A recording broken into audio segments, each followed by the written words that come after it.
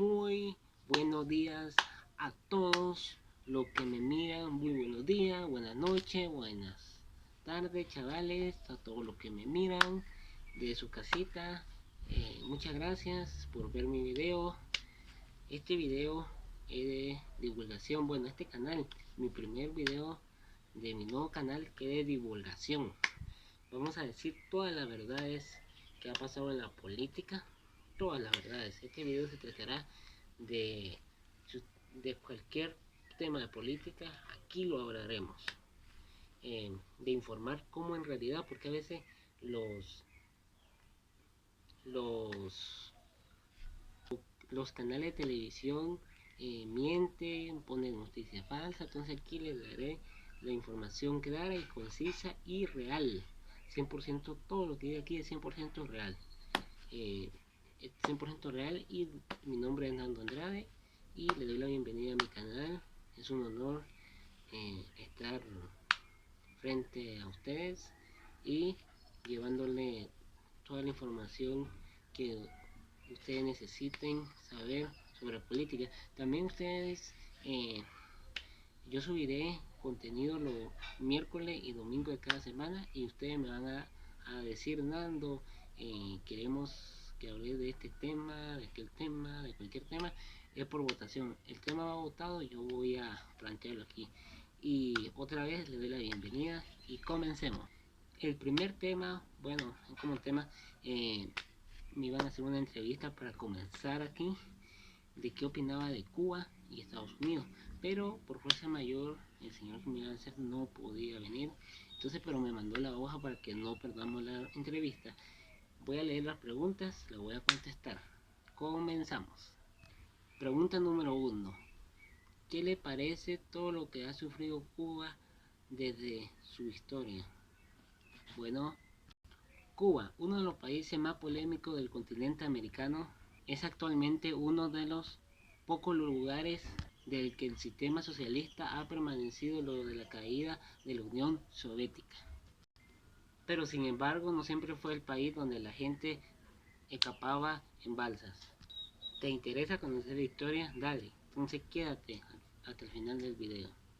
Se sabe que en la antigüedad Cuba fue habitada por 3 grupos aborígenes: taínos, los Siboney y los Guanatabey, cada uno con rasgo étnico, lingüístico y religioso totalmente diferente. Estos pueblos habían llegado de 5 migraciones. La primera del Golfo de México, la segunda de Centroamérica y Sudamérica, la tercera de Florida y el Valle de Mississippi, la cuarta taíno de Santilla y la quinta y última de las costas de Venezuela. Aparentemente estos grupos vivían en paz y se dedicaban tanto a la caza como a la recolección, por lo que no hubo necesidad de desarrollo de grandes tecnologías bélicas. El 27 de octubre de 1492, Cristóbal Colón llegaría a la isla de Cuba bautizándola como Juanita o Juana, siendo el primer europeo que pisó la isla. Sin embargo, la conquista de Cuba no se iniciaría hasta 2 décadas después, al mando de Diego Velázquez, de la corona española que ya se había asentado en la isla española, y se convertiría en el primer gobernante. Como nos imaginamos, la resistencia indígena no fue muy difícil de quitar. Esta estuvo al mando del cacique taíno Taiwet, que fue quemado. A él se le conoce como el primer rebelde de América. Diego Velázquez, gobernador, fundaría las 7 principales provincias de Cuba: Baracoa en 1512, Bayano en 1513, Trinidad y Camagüey y San Espíritus en 1514, La Habana y Santiago de Cuba en 1515. En una primera instancia, Cuba estaría del virreinato colombino de 1515, en el cual Cristóbal Colón y su hijo Diego Colón serían virreyes. En 1535 pasaría a ser una parte del virreinato de Nueva España. Durante la colonia española se basó la economía en encomiendas, donde podían sustentarse en el trabajo indígena y ofrecerle también educación. Pero como esto, un montón de indígenas murieron por la pandemia de estos entonces, que no era el COVID-19, eh, importaron eh, muchos esclavos africanos. Entonces por eso que la excepción del mestizaje en América. Entonces por eso que miramos un montón de negritos en Cuba, miramos un montón de gente con piel negra en Cuba, porque en realidad vienen de una descendencia africana. Hasta el siglo XVII Cuba conseguiría cierta prosperidad económica, por lo que su posición geográfica sería invadida por diversos ataques piratas, principando por Francia, Reino Unido y Países Bajos. Entre estas invasiones destacan la de John David y Henry Morgan. En el siglo XVIII comenzaría con las reformas borbónicas de la colonia española, lo que se transmitía en el mecanismo económico que no permitía un libre comercio, especialmente el tabaco y la caña de azúcar. Eso comenzaría a causar descontento tanto en Cuba como en el resto de las colonias españolas en América. En este intento también se destaca la toma de La Habana por Inglaterra en 1762, donde los británicos ocuparon la isla por 7 meses, donde sería canjeada por Florida. Entonces, es decir, ¿Cuba hablaría inglés? Sí, pero la historia cambió. Una década después se crearía la Capitanía General de Cuba en 1777, en donde la isla estaría ganando más autonomía, fue ganando más autonomía. Se venía desprendiendo de la Real Audiencia de Santo Domingo, aunque siempre seguiría en el reinato de Nueva España. Lo curioso que a esta capitanía pertenecía la de Luisiana española. Todo ese territorio que fue quitado a Estados Unidos hasta que se le fue devuelto de Francia. Es decir, Estados Unidos fue dependiente de Cuba. Nada, sale estoy bromeando. Hacia 1810 la diferencia de dependencia de España comenzarían a independizarse. Para 1825 habían conseguido su independencia todos los países americanos. A lo de la isla quedarían relegadas. Pero sin embargo, había unos pensadores que querían sacar la idea independentista de Cuba y de las islas vecinas del Caribe, tales como el padre Félix Varela Morales, quien moriría en el exilio. Todas esas medidas de independencia no se mirarían plasmadas hasta 1868, con el grito de Yara, orientado por Carlos Manuel de Céspedes, redactor del Manifiesto de la Junta Revolucionaria, donde exigían la independencia de Cuba, así como la abolición de la esclavitud. Eso significaría el inicio de la Guerra de los 10 años, la cual fue una de las guerras más mortíferas, que quedó con una cifra de 100.000 muertos, resultado del Pacto de San Juan, donde España consigue una victoria e impide la independencia de Cuba. Después una guerra chiquita y fue también derrotado Cuba contra España, derrotó a Cuba. Y también pasó que sería la tregua fecunda, donde España quitó la esclavitud para relajar un poco más las revueltas que había en ese entonces. Cosa que no fue suficiente porque la revolución cubana todavía no era la revolución, pero los cubanos ya estaban mejor organizados, y donde comenzó la invasión de Estados Unidos. Tercera guerra por la independencia terminaría en 1885 por el grito de Baile, esta vez al mando de José Martí, que hasta 1898 conseguiría con la guerra hispano-española, hispano-estadounidense, así la habían llamado. donde los cubanos tuvieron el apoyo de Estados Unidos para vencer a la colonia española, logrando así que se vaya la colonia española. Ya ahorita se acababa la colonia española en Cuba. No tuvieron su independencia de todo, porque Estados Unidos lo ocuparía militarmente hasta 1902. Bueno, y luego lo volvió a ocupar de 1906 a 1909.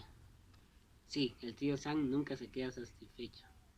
A inicio de eso estaría la República Neocolonial, donde Estados Unidos y Cuba eran un amor, donde se miraría el establecimiento de la base naval de Guantánamo. La residencia cubana denomina ese periodo como Cuba Libre. En lo de esto también fue una inestabilidad política, que surgieron un montón de golpes de Estado, donde destacaba eh, la tecnología y cómo estaba de re bien La Habana y cómo estaba de re mal, con mucha pobreza en Occidente. El discurso de desigualdad es donde accedería al poder Gerardo Machado en 1925. Machado era muy seguidor de Mussolini y donde se puso un régimen dictatorial contra la libertad de expresión. Aquí entra Cuba otra vez en, eh, en estar mal políticamente, y ahí donde invade Estados Unidos en 1933, liderada por el sargento Batista. Bueno, lo cual estableció un gobierno conocido como la petarquía, donde fue un gobierno de 100 días. Así se llamaba el gobierno de 100 días. Está en el poder en 1940 años, donde estaría una nueva constitución. Durante su primer gobierno, Batista conseguiría cierto progreso económico. Entonces fue donde la gente se enojó, porque en La Habana, como le había comentado, era más rica, y también La Habana era el centro de los vicios. Y mientras que en Occidente era totalmente pobre la gente. Y ahora sí comenzamos, eh, que ahí después entró un partido comunista, un montón de partidos comunistas, y el más importante, el movimiento 26 de julio, donde el que lo dirigía era el abogado Fidel Castro. Bueno, ya conté un poquito de la historia de La Habana, cómo fue que pasó. Como lo dije, La Habana sufrió de toda su historia, sufrió La Habana, mucha revuelta. La Habana es una islita, pero cómo ha sufrido. Bueno, vamos con la segunda pregunta. ¿Qué opinas sobre Fidel Castro? Bueno, Fidel Castro para unos es lo peor y para otros es lo máximo. Quien nació el 13 de agosto de 1926 y murió un 25 de noviembre de 2016.